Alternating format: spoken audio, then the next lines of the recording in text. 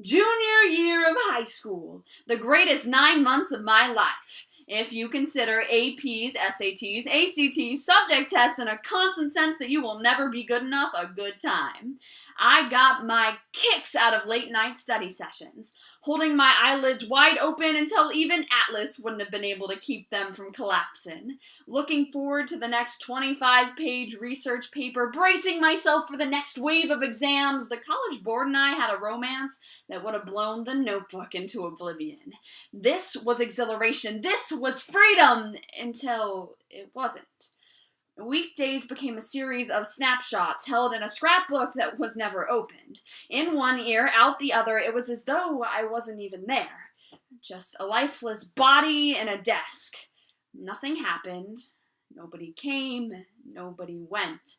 Classes passed like the ticks of the eternal clock, but the X's on my calendar continued to appear, written in ghostly script reminding me that the time to face my future was growing nearer, until I forgot the beauty of learning, seeing only a fractured mirror.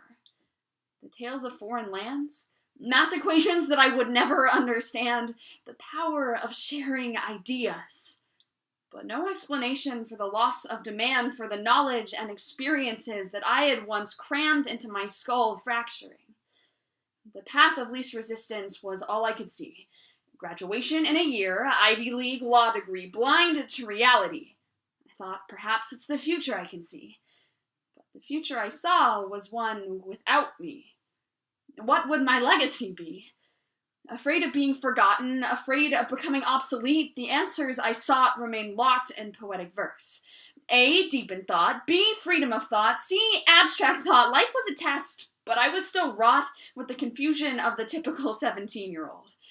Until the power to speak set me free. To see that the fog disappears as you continue your trek through it. Ever expanding miles into the horizon, you can prove it to yourself, friends, dog, anyone who thought you were wrong for exploring, for finding a way to escape the boring of the so-called system and instead make it your playground. You see, the light at the end of the tunnel isn't about death, but rather rediscovery. Though roughly at first, it builds and morphs and changes with your view, but make sure you remember that this one thing is true. Our journey isn't even close to being through. And with graduation right around the bend, I think of the cliche line, "Oh, the places you'll go." But Dr. Seuss got this one wrong. For the beauty in life comes from the things that you know.